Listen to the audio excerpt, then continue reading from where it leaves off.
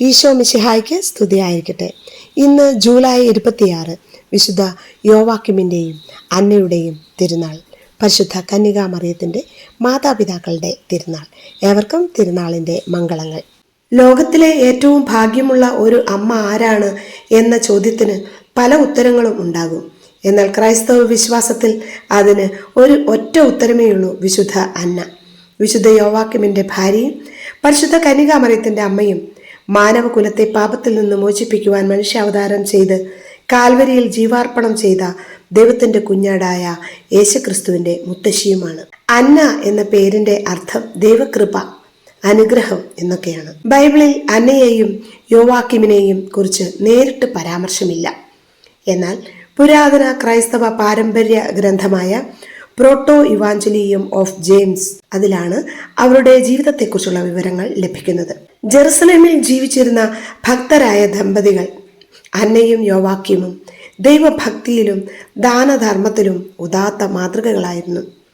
വർഷങ്ങളോളം സന്താനമില്ലാതിരുന്ന അന്ന കണ്ണീരോടെ ദൈവത്തോട് പ്രാർത്ഥിച്ചു. യോവാക്യമാകട്ടെ മരുഭൂമിയിൽ ഉപവസിച്ച് പ്രാർത്ഥിച്ചു. ദൈവദൂതൻ പ്രത്യക്ഷപ്പെട്ട് ഒരു സന്തോഷ വാർത്ത അറിയിച്ചു: നിങ്ങൾക്ക് ഒരു മകൾ ജനിക്കും, അവൾ ലോകത്തിന് അനുഗ്രഹമാകും.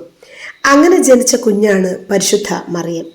അന്ന തൻ്റെ മകളെ ചെറിയ പ്രായം മുതൽ ദൈവവിശ്വാസം, പ്രാർത്ഥന, വിനയം, വിശുദ്ധ ജീവിതം എന്നിവയിൽ തീക്ഷ്ണമായി പരിശീലിപ്പിച്ചു. മറിയം 3-ാം വയസ്സിൽ ദേവാലയത്തിൽ സമർപ്പിക്കപ്പെട്ടുവെന്നാണ് സഭാ പാരമ്പര്യം പറയുന്നത്. അമ്മയായ അന്നയുടെ വിശ്വാസ ജീവിതവും തീവ്രമായ ദൈവാരാധനയും അടിയുറച്ച ദൈവാശ്രയ ബോധവും മകളിലേക്ക് പകരപ്പെടുകയായിരുന്നു. ലോകം മുഴുവനുമുള്ള വിശ്വാസികൾക്ക് സ്വന്തം അമ്മയായി മാറുവാൻ തക്കവിധം മാതൃകാപരമായി മകളെ വളർത്തി വിശുദ്ധ അന്ന. പിന്നീട് ദൈവത്തിന്റെ രക്ഷാകര പദ്ധതിയോട് അതെ എന്ന് പറയാൻ പരിശുദ്ധ മറിയത്തെ ഒരുക്കുകയായിരുന്നു. അന്ന ഒരു അത്ഭുത പ്രവർത്തകയല്ല, അന്ന ഒരു രാജ്ഞിയല്ല, ഒരു പ്രാസംഗികയുമല്ല, എന്നാൽ ഒരു വിശുദ്ധ അമ്മയാണ്. വിശുദ്ധ അന്നയുടെ ജീവിതം നമ്മെ പഠിപ്പിക്കുന്നത് പ്രാർത്ഥന ഒരിക്കലും വെറുതെ ആകില്ല എന്ന പരമാർത്ഥതയാണ്. നമുക്ക് ഈ ലോകത്ത് ലഭിക്കാവുന്ന ഏറ്റവും നല്ലതും അനുഗുണവുമായ സമയം ദൈവത്തിന്റെ സമയം മാത്രമാണ്. നല്ല മാതാപിതാക്കൾ നല്ല തലമുറയെ വളർത്തുന്നു. വിശ്വാസം കുടുംബത്തിൽ നിന്നാണല്ലോ ആരംഭിക്കുന്നത്. കത്തോലിക്ക സഭയിൽ വിശുദ്ധ അന്നയുടെയും വിശുദ്ധ യോവാക്കിമിന്റെയും തിരുനാൾ ജൂലൈ 26 ആഘോഷിക്കുന്നത്. ലോകമെമ്പാടുമുള്ള അനേകം ദേവാലയങ്ങൾ അന്ന യോവാക്കിം ദമ്പതികളുടെ നാമധേയത്തിലാണ്. വിശുദ്ധ അന്ന അമ്മമാരുടെ, മുത്തശ്ശിമാരുടെ, ഗർഭിണികളുടെ, കുടുംബങ്ങളുടെ പ്രത്യേക മധ്യസ്ഥയായി ആദരിക്കപ്പെടുന്നു. ഇന്നത്തെ ലോകത്ത് കുട്ടികൾക്ക് ഏറ്റവും ആവശ്യമുള്ളത് വില കൂടിയ സമ്മാനങ്ങളല്ല. അവർക്കാവശ്യം ദൈവവിശ്വാസമുള്ള പ്രാർത്ഥിക്കുന്ന മാതാപിതാക്കൾ, സ്നേഹമുള്ള കുടുംബം, വിശ്വാസത്തിൻ്റെ മാതൃക എന്നിവയാണ്. വിശുദ്ധ അന്ന നമ്മെ ഓർമ്മിപ്പിക്കുന്നത് ഓരോ വിശുദ്ധയും ഒരു കുടുംബത്തിൽ നിന്നാണ് രൂപപ്പെടുന്നത് എന്നാണ്. ലോകത്തിൻ്റെ രക്ഷകൻ മനുഷ്യനായി ഭൂമിയിൽ വന്നു പിറന്നതും ഒരമ്മയിലൂടെയാണ്. വിശുദ്ധ അന്നയുടെ ജീവിതം വളരെ ലളിതമായിരുന്നു. എന്നാൽ ആ ലാളിത്യത്തിനുള്ളിൽ ഒളിഞ്ഞിരുന്നത് വലിയ വിശ്വാസമായിരുന്നു. ഇന്ന് നമ്മുടെ കുടുംബങ്ങളെയും മക്കളെയും ദൈവഹിതത്തിൽ വളർത്താൻ നമുക്കും അനുകരിക്കാവുന്ന സവിശേഷ മാതൃക വിശുദ്ധ അന്ന തന്നെയാണ്. ജൂലൈ 26 വിശുദ്ധ അന്നയുടെ തിരുനാളിൽ കുടുംബങ്ങളെ സംരക്ഷിക്കണമേ എന്നും നമുക്ക് പ്രാർത്ഥിക്കാം. മാതാപിതാക്കൾക്ക് വിശ്വാസവും ക്ഷമയും നൽകണമേ. മക്കളെ ദൈവവഴിയിൽ വളർത്തുവാൻ തങ്ങളെ സഹായിക്കണമേ എന്ന് നമുക്ക് പ്രാർത്ഥിക്കാം. വിശുദ്ധ അന്നയെ യേശുവിൻ്റെ മുത്തശ്ശി എന്ന് സ്നേഹപൂർവ്വം വിളിക്കാറുണ്ട്.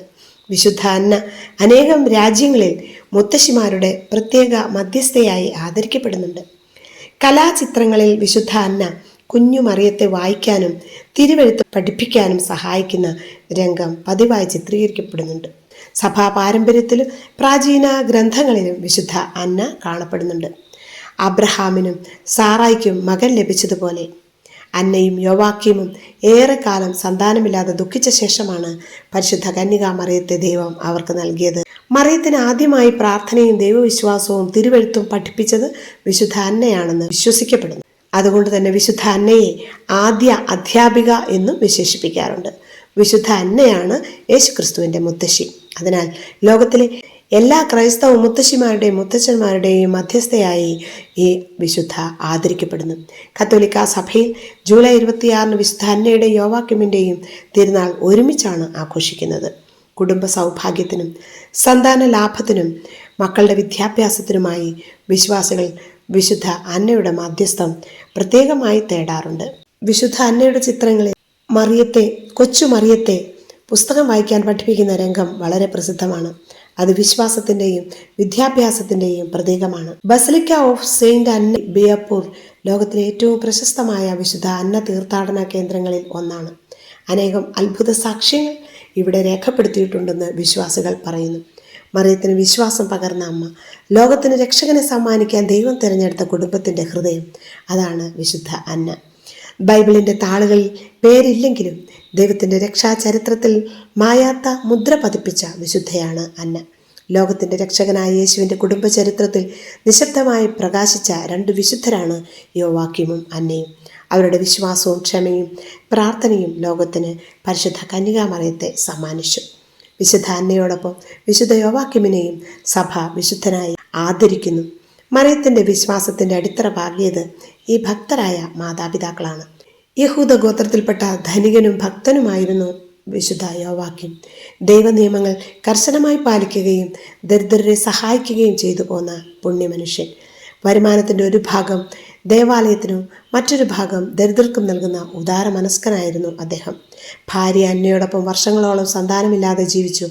ആ കാലഘട്ടത്തിൽ സന്താനമില്ലായ്മ ദൈവശാപമായി കണക്കാക്കപ്പെട്ടിരുന്നു.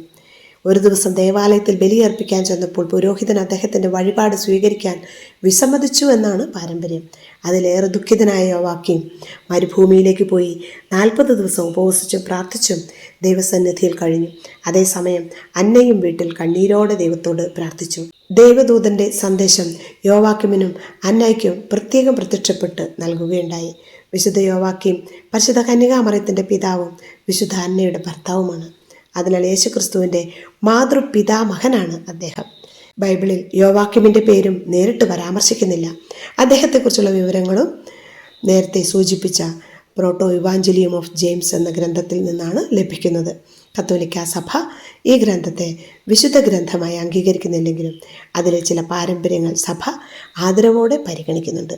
വിശുദ്ധരായ മാതാപിതാക്കളുടെ മാധ്യസ്ഥം പരിശുദ്ധ അമ്മയിലൂടെ നമുക്കും പ്രാർത്ഥിക്കാം. അങ്ങനെ വിശുദ്ധരായ മക്കൾ ഈ കാലഘട്ടത്തിൻ്റെ ആവശ്യകതയാണെന്ന് മനസ്സിലാക്കിക്കൊണ്ട് വിശുദ്ധിയിലും പുണ്യങ്ങളിലും മക്കളെ വളർത്താനും അവർക്ക് മാതൃകയായിരിക്കാനും ഈ ദിവസം നമ്മെ ഉദ്ബോധിപ്പിക്കുന്നു. ആമേൻ.